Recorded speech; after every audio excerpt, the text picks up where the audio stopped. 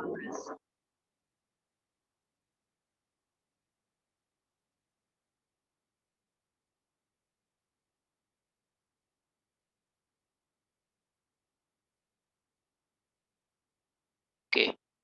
ini udah lumayan banyak.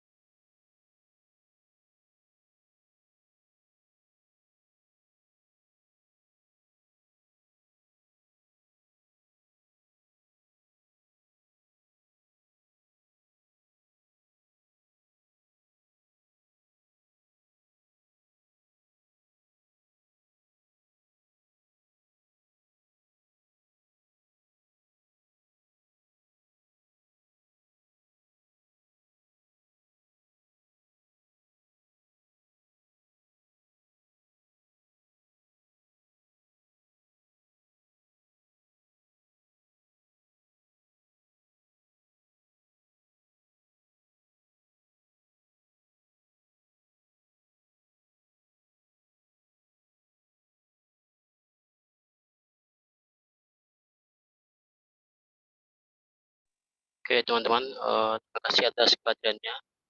Perkenalkan nama aku Muhammad Isyar Shikarim ya, sebagai pemateri pada malam hari ini. Di sini kita akan membahas design thinking. Namun sebelum itu, saya mungkin bisa persilakan kalian untuk, open cam ya, untuk biar lebih engage lagi untuk meeting hari ini. Dan terus nanti kita akan jelaskan materi, nanti di akhir sesi kita akan buka tanya jawab untuk kalian. Nah, mungkin kalau kalian di sini ada yang belum tahu apa itu design thinking. Di design thinking merupakan sebuah framework berpikir di mana ini diciptakan oleh Google untuk menyelesaikan masalah di sekitar kita gitu. Nah, di sini kita punya banyak framework ya. Selanjutnya itu design thinking. Nah, ini sebenarnya ini sih banyak digunakan oleh para para para entrepreneur, para pengusaha, khususnya di startup ya. Dari itu kita menggunakan design thinking untuk latih cara berpikir kita dan menyelesaikan masalah seperti itu. Nanti agenda kita pasti ada 4 ya. Yang kali ini yaitu apa itu design thinking, yang kedua bagaimana kita memahami audiens kita, lalu yang selanjutnya kita bagaimana kita mengidentifikasi masalah mereka atau tantangan mereka, dan yang keempat kita coba membuat sebuah solusi. Nah, mungkin ini nanti ini ya untuk bisa set berlakunya. Oh, ini di next aja sih.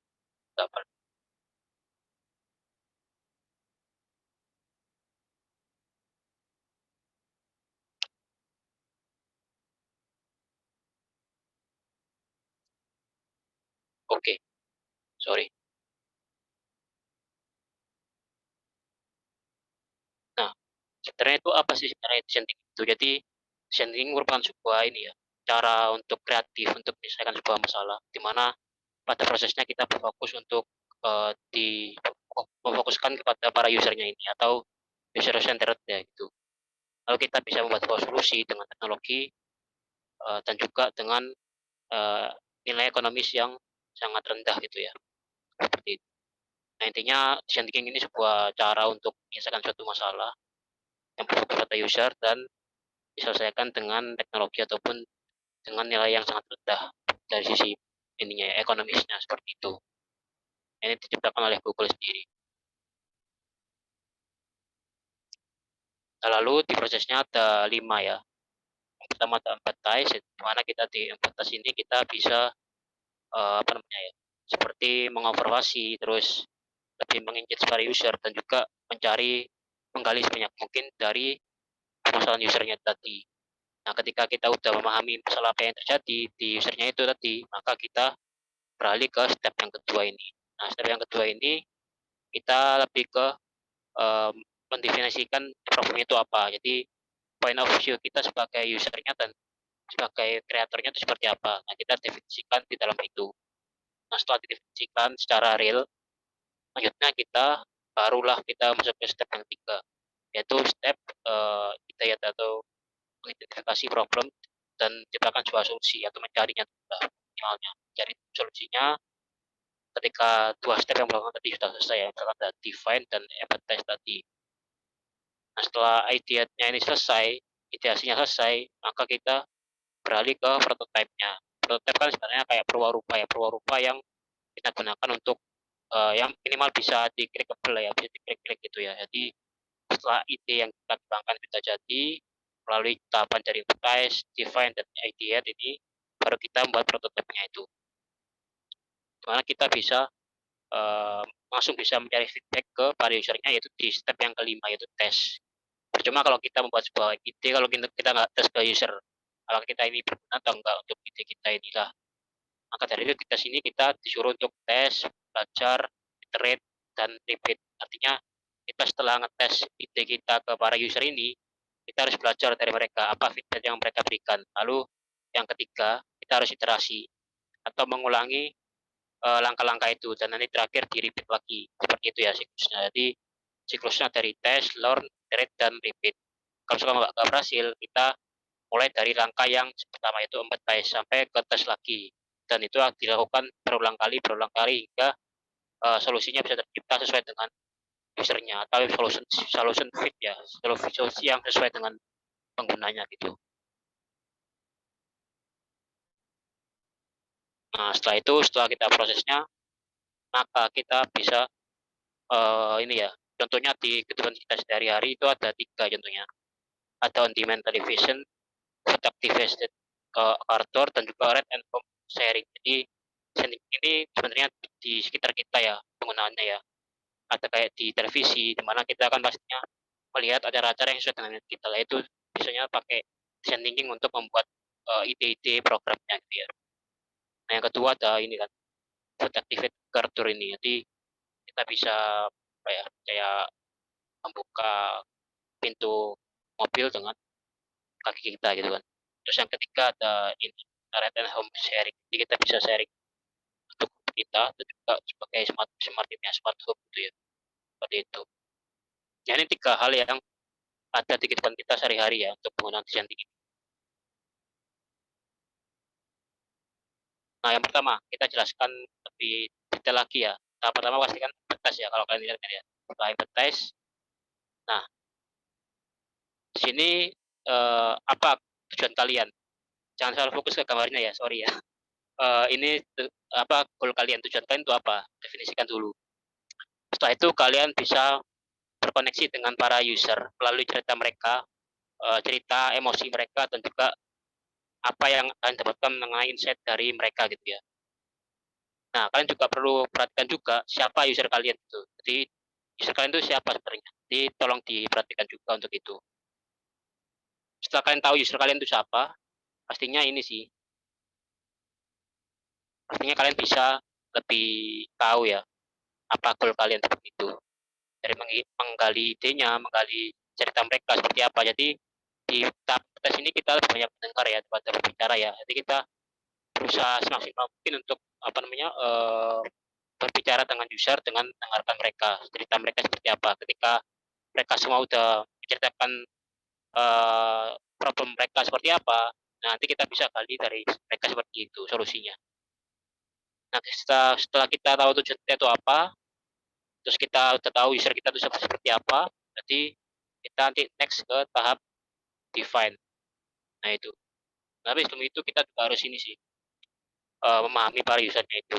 Seperti apakah wanita itu menyukai warna yang sesuai dengan brandnya atau para orang tua yang uh, tidak berada di sekolah gitu ataupun para senior yang tidak punya home ya yang mereka single gitu ya.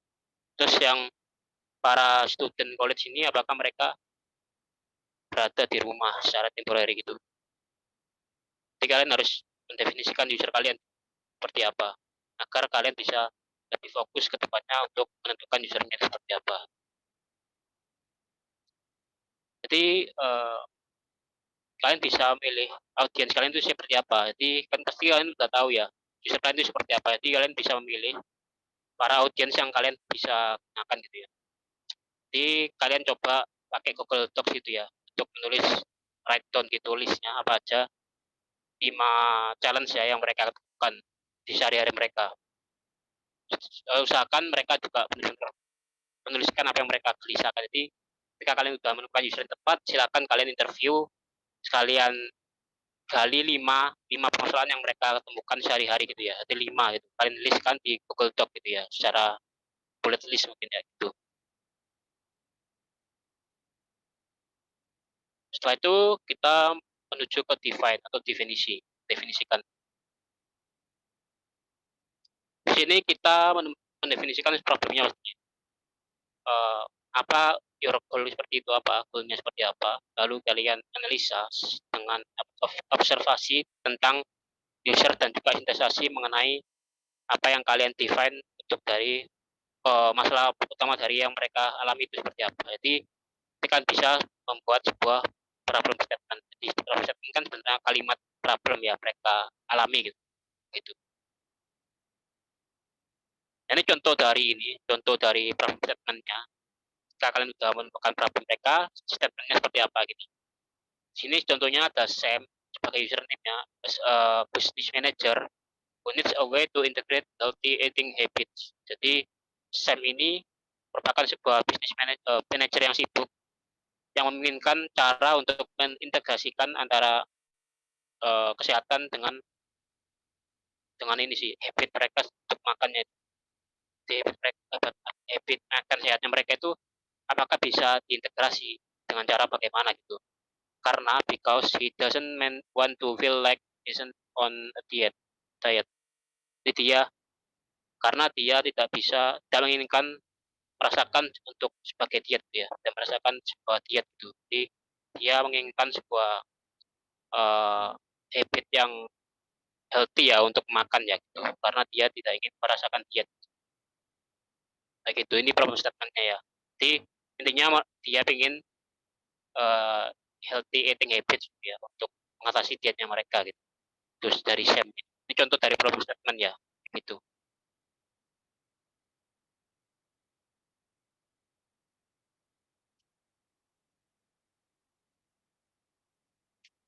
Nah, coba kan juga di statementnya di grillkan ya, maksudnya di realkan dan juga di clearkan secara real bagaimana problem yang kalian tuju gitu.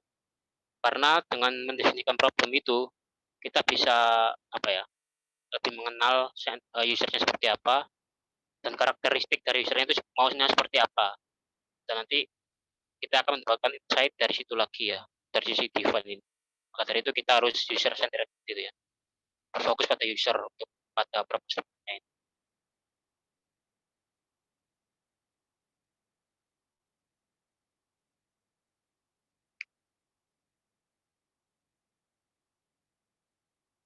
Nah, ini kan udah lihat ya, ada Sam sebagai username-nya, terus karakteristiknya itu business manager yang sulit, yang sibuk gitu ya. Lalu yang mereka inginkan yaitu cara untuk integrasi habit makan sehat mereka. Terus insight-nya yaitu dia tidak mau merasakan sebagai orang yang diet. Jadi itu seperti 4 komponen tadi ya, ada username, karakteristik, user need, dan insight-nya.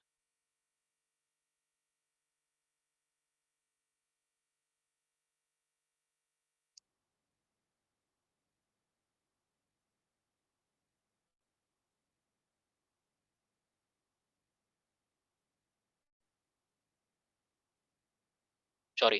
Oke, setelah kita tahap di define, setelah kita tahu problemnya seperti apa, maka dari itu kita uh, maju ke tahap ideate atau ideasi gitu ya. Ideasi maksudnya kita menciptakan sebuah ide. Karena kita udah melewati empathize, memahami problem user, define, kita udah mendefine problem statementnya seperti apa, barulah kita mengideasi atau mengideasi ide kita gitu, menciptakan ide gitu.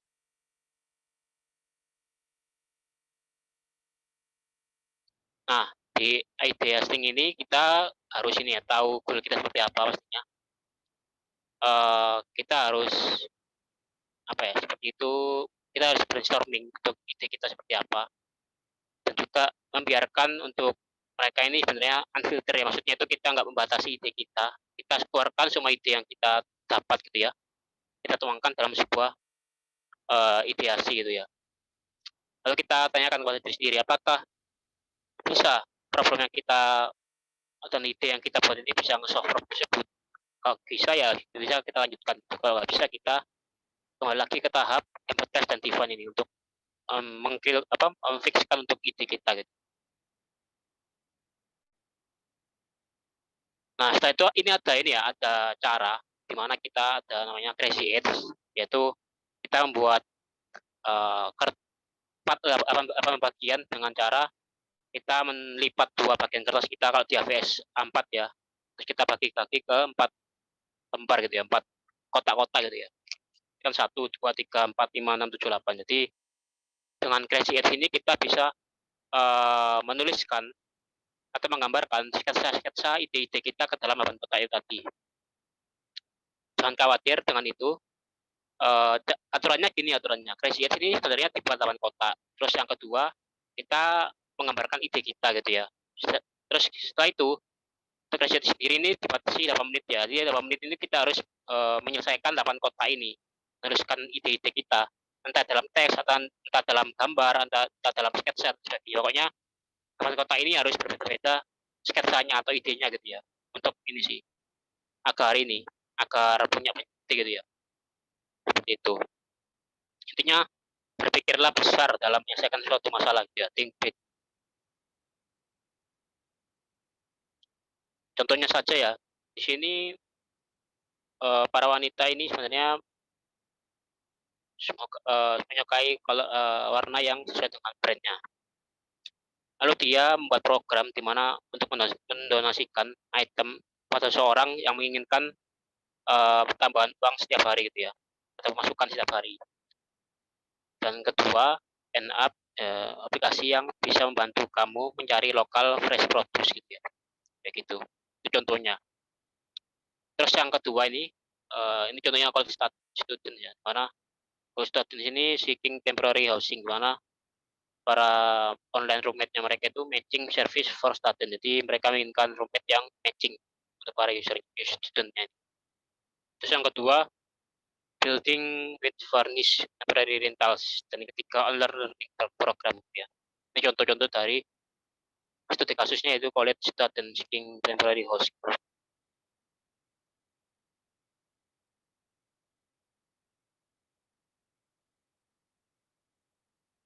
Nah, setelah itu kita akan nge-push solusi kita yang sebelumnya itu untuk menjadi sebuah ide ya gitu. ide gitu ya. Kita bisa menggunakan Google Docs untuk menuliskan itu semua ketika 8 possible solution yang mungkin solusi yang memungkinkan ya untuk men-solve problemnya itu, barulah kalian bisa meng-create ide kalian itu.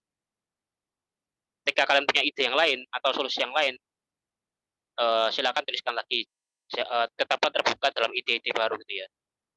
Walaupun dari tadi yang intinya dari empathize dan event ini masih belum fix gitu ya, idenya belum masih kurang pas, tambahkan lagi apa, idenya tambahkan aja gitu, sama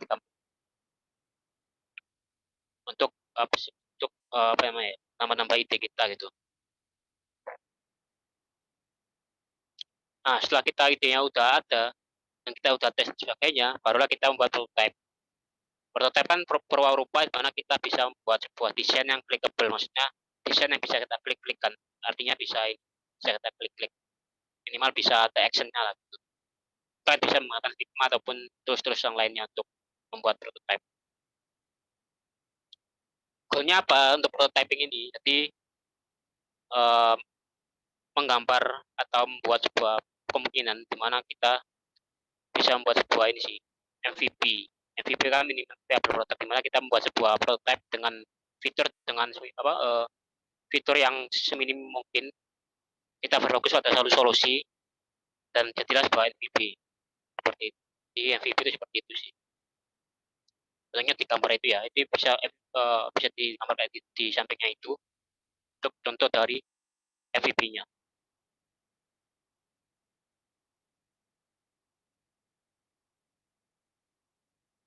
Nah ini ya, jadi dalam membangun MVP atau minimum viable product, kita nggak membangun seperti yang gambar yang atas ya, teknis ya.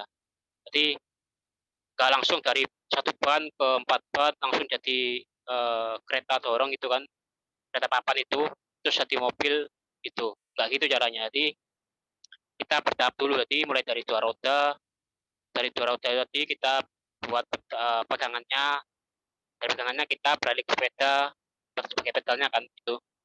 Nah, ketika sepedanya udah bagus, misalkan sepedanya masih lambat, kita alihkan ke motor, nah gitu. Nah, ketika motornya masih kurang aman lagi, kita alihkan ke mobil gitu. Jadi itu sih cara buat MVP. Jadi bertahap gitu ya. Gak langsung kayak yang atas itu, yang kayak 1 ban ke 4 ban langsung jadi kapan luncur gitu ya, jadi mobil-mobil gitu enggak gitu ya. Maksudnya lebih ke bertahapnya sih. Sesuaikan dengan fitur-fitur yang kita inginkan sesuai dengan idenya itu tadi. Apakah MVP kita berguna bagi usernya? Makanya kita butuh tes dan sebagainya untuk melihat sejauh mana MVP kita cocok gitu. Oke, dalam MVP ini kita harus gimana ya, memilih satu dari ide yang kalian emang rasa ini ya, rasa mungkin ya gitu. Lalu kalian bisa menanyakan juga bagaimana kalian bisa membuat sebuah solusi gitu. Lalu kalian berpikir gitu, apa yang digunakan teknologi atau yang dibutuhkan adalah time, waktunya, apakah yang dibutuhkan adalah uangnya, atau yang dibutuhkan itu resource-nya yang tersedia. Kalian bisa memikirkan dari hal tersebut dan lainnya ya, untuk keberlanjutan dari ide kalian gitu, dari prototipe tadi ya. Apakah kalian lebih ke arah mana gitu? Atau kalian mendahulukan dari sisi keuangannya, kualitasnya gitu ya, atau dari sisi teknologinya, canggih-canggihnya, atau dari sisi time-nya untuk memastikan waktu penggunaannya gitu. Kalian bisa pertimbangkan dalam membuat sebuah ide yang bagus gitu ya.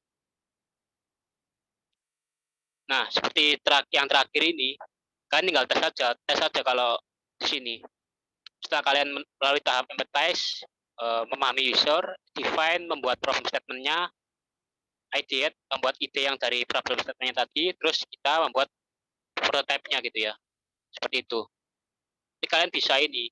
Yang terakhir kalian harus mengetes ide kalian gitu ya. Yang dari prototype ke testingnya itu.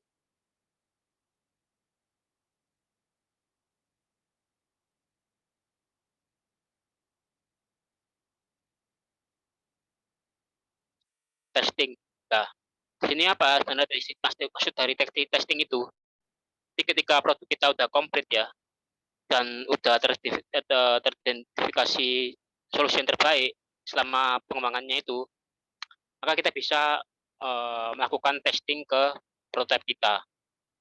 Testingnya seperti apa? Ya pastinya testing ke user, terus gimana user experience mereka, UX mereka gimana, terus gimana saran-saran mereka, apakah ada yang perlu dihilangkan fitur-fiturnya, apakah ada yang bug atau ada yang nge-lag dan sebagainya, kalian bisa pertimbangkan dari situ. Nah, itulah pentingnya testing setelah kita membuat prototype tadi. Nah, setelah testingnya selesai, barulah kalian bisa apa ya, melaunch produk kalian ke usernya itu, ke publiknya, baru kalian bisa publish gitu ya. Itu.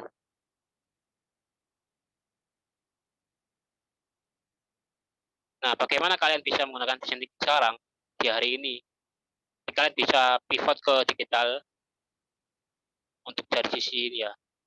Contohnya di satu kasus Sunrise Coffee ini, dia itu sebenarnya uh, pivot itu sebenarnya ini sih, beralih dari offline ke digital gitu ya, ke online gitu ya.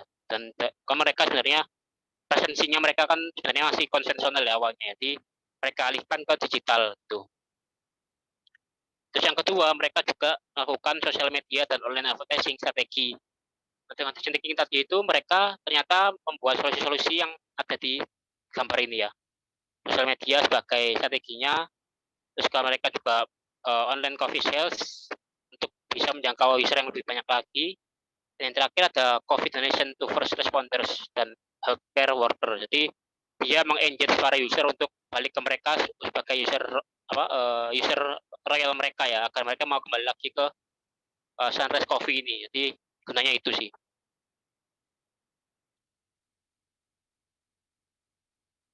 Ini contoh dari desain thinking penggunaannya. Nah, ini tadi ya mengenai design thinking, tadi empathize, define, ideate, prototype, dan test gitu.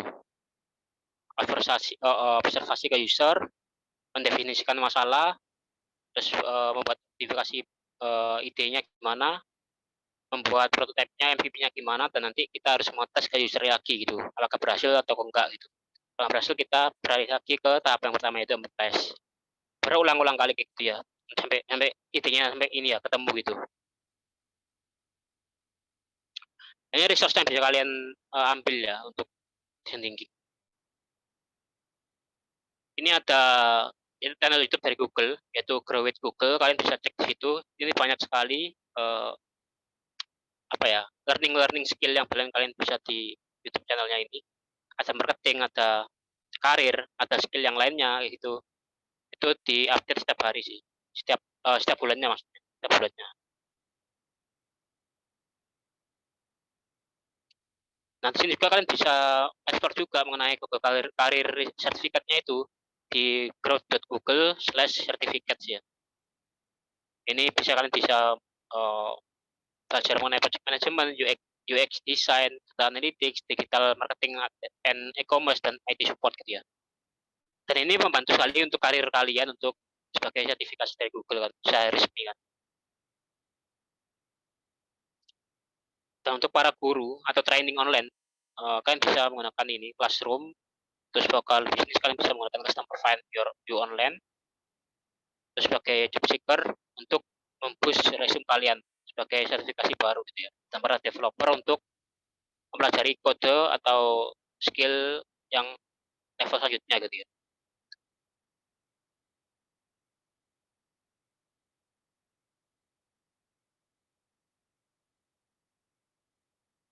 Oke, mungkin itu aja ya materi dari design thinking kali ini. Kalau ada pertanyaan silakan ditanyakan aja, reset aja ya. Oke, dari sini aku open question ya untuk kalian ya. Silakan untuk yang mau bertanya dari sini. Silakan bisa raise hand. Mungkin Torik bisa bantu ya nih kalau misalnya ada yang raise hand mungkin bisa disebutkan namanya ya.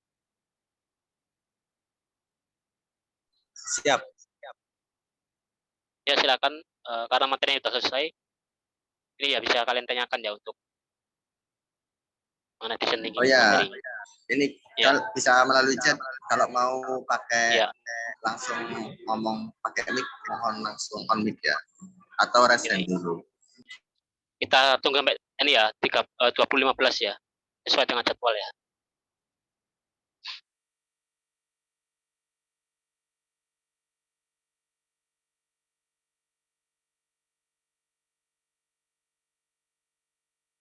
Yuk tanya.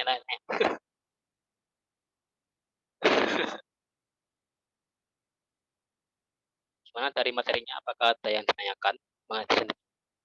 Kok diam-diam semua?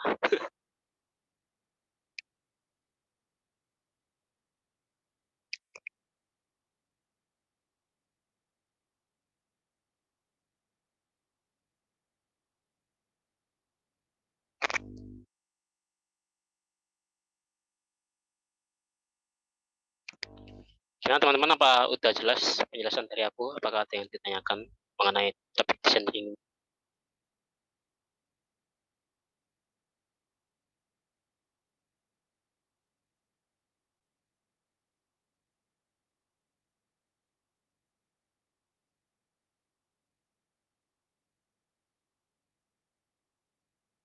Kalau dari Torik gimana? Apa ada pertanyaan? Kalau dari saya cukup.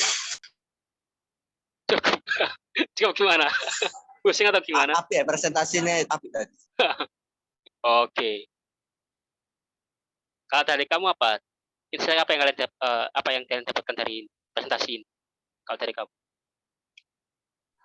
Tapi kalau dari aku kayaknya nggak jauh beda ya sama kayak semacam SDLC gitu. Jadi kayak kita menganalisis dulu lah istilahnya. Jadi modelannya itu kita cari tahu yang dari orang itu apa. Ya. Terus habis itu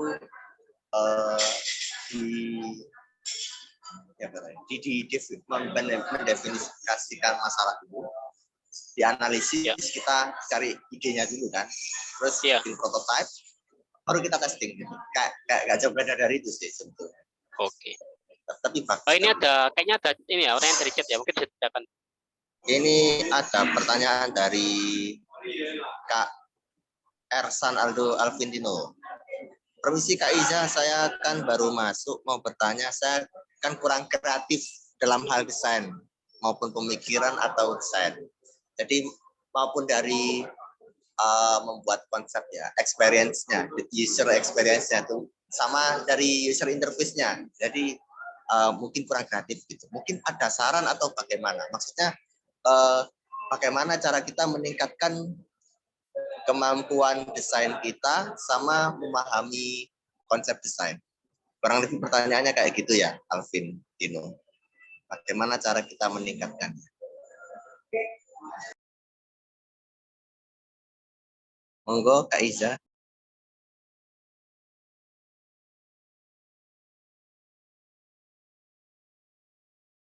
Permisi Kak, mic-nya masih mati. Oke, sorry. Ya, aku jawab dulu ya dari Alvin ya. Thank you udah tanya ya.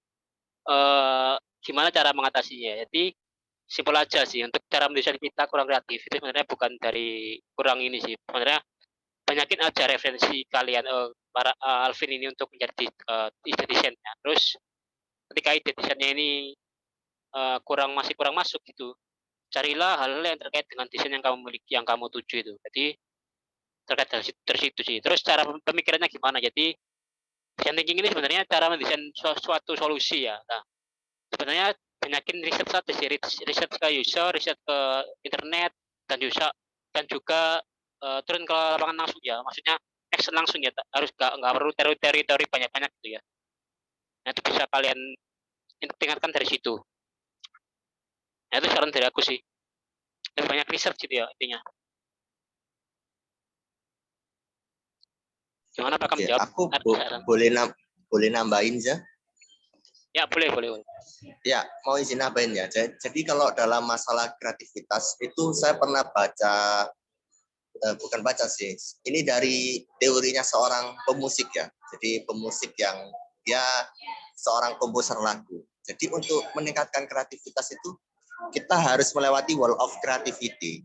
Jadi wall of creativity itu kan kadang kita membuat suatu hal itu kadang itu nggak berdasarkan ekspektasi ya. Kita kan pasti mengharapkan yang sekreatif mungkin, yang sekeren mungkin, dan sesempurna mungkin.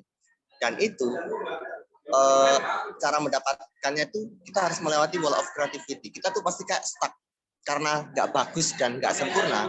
Kita jadi berhenti di tengah.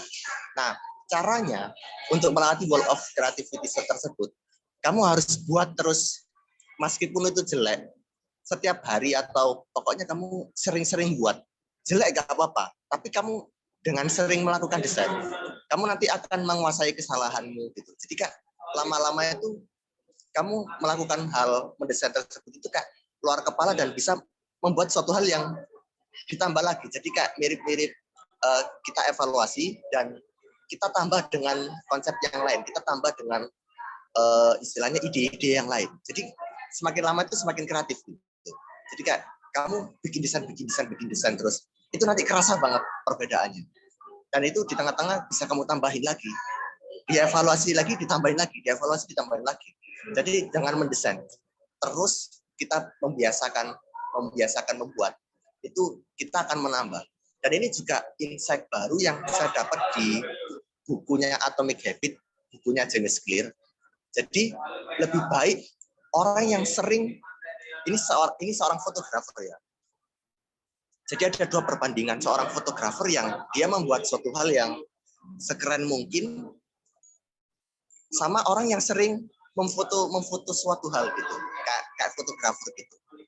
Nilainya lebih tinggi yang dia sering foto meskipun fotonya itu jelek. Karena dengan dia sering memfoto, dia tuh kayak mengekspor terus gitu istilahnya. Akhirnya jadi makin kita bisa melakukan suatu hal yang out of the box gitu. Jadi sering aja sih gitu. Jelek gak apa-apa. Jadi yang penting intinya tuh sering gitu. Kalau yang saya tangkap dari teorinya seorang pemusik tadi sama yang di dalam Atomic. Jadi kita melewati yang namanya wall of creativity dengan mempush terus gitu. Itu nanti kemampuan desainnya bertambah sama mungkin konsepnya juga kita bisa dapat yang orang lain itu nggak dapat gitu. Kurang lebih kalau dari saya kayak gitu.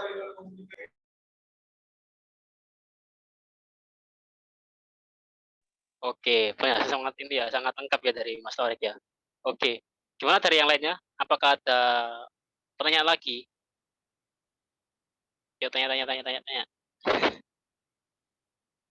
Masa cuma satu aja yang tanya? Yang lain gimana? Apakah ada yang raise hand langsung? Silakan ya, biar lebih interaktif ya.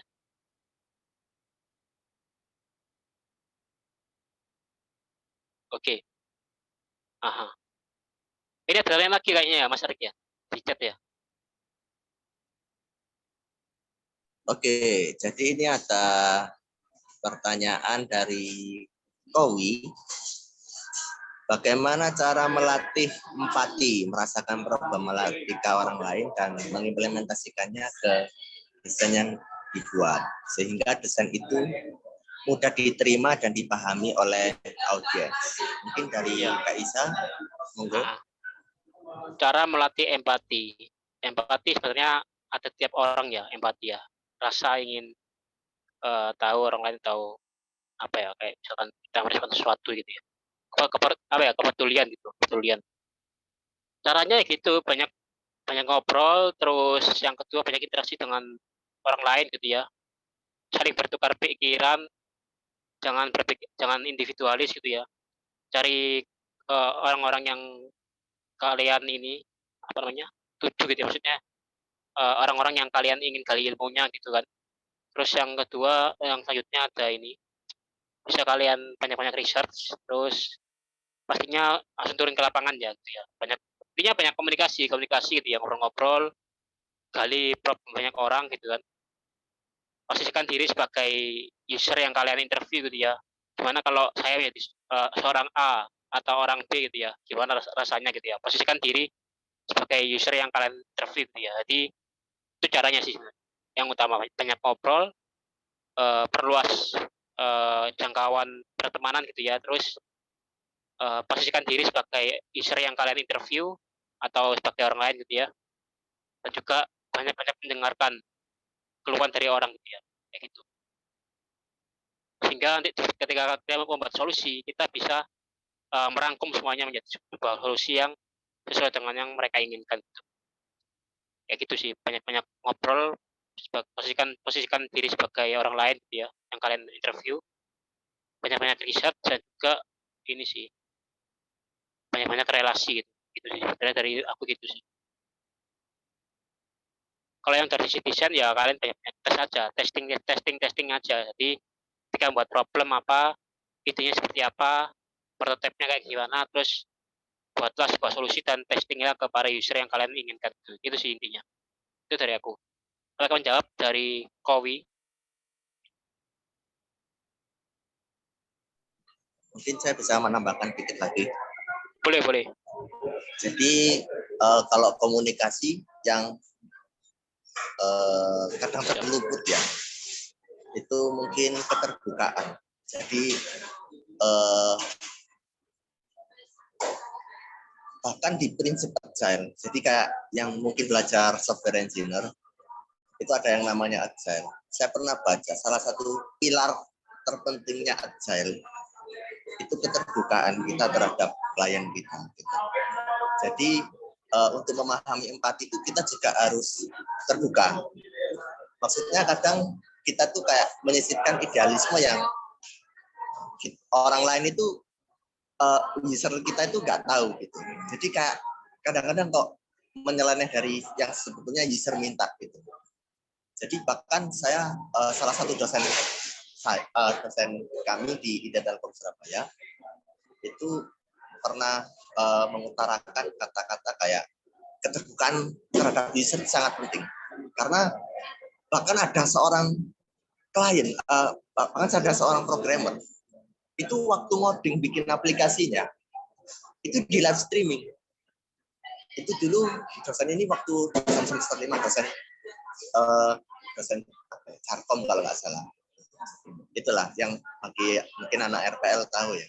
Jadi ada yang seorang programmer itu bahkan sampai itu apa namanya sampai live streaming. Jadi kayak apa ya? Jadi permasalahan yang diminta user itu dia solusinya itu juga harus tahu gitu istilahnya. Itu sih kalau komunikasi yang bagi saya kadang-kadang terluput itu keterbukaan. Jadi bentuk empati kita tuh implementasinya itu kita menunjukkan ini hasil kita gitu. Jadi supaya user kita tuh kayak istilahnya itu bisa mengkomen, mengevaluasi atau mendapatkan hasil yang sesuai ekspektasi yang user mau. Jadi mungkin kalau dari sisi implementasinya poinnya itu adalah keterbukaan. Jadi kurang lebih kalau dari saya begitu.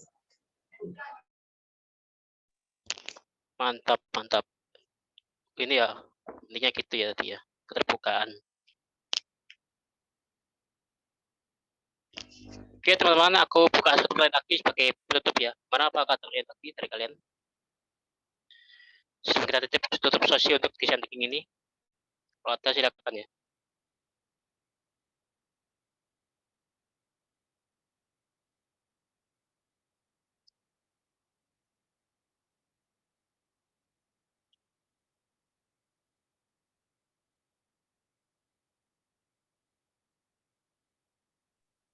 Sepertinya tidak ada pertanyaan lagi. Oke. Kalau nggak ada, mungkin sebagai untuk kita ini ya bisa on cam semua ya untuk dokumentasi ya. Silakan untuk on cam semua teman-teman. Yuk, on cam, on cam, on cam.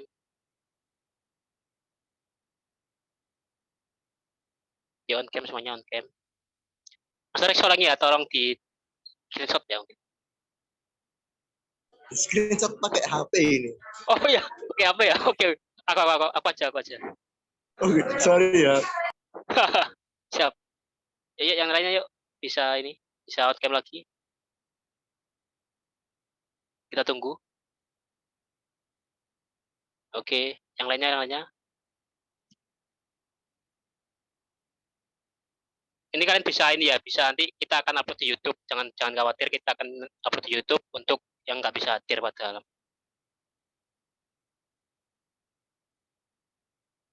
Dan juga kalau kalian mau belajar mengenai communication dan teamwork yang saat ini juga ada, nanti kita juga akan upload di YouTube juga ya, jangan khawatir.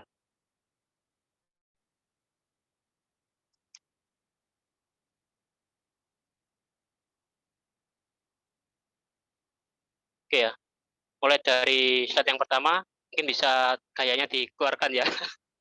Mungkin aku hitung dari 1, 2, 3.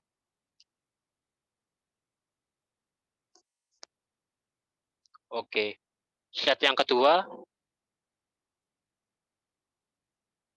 Slide kedua bisa bergaya. 1, 2, 3.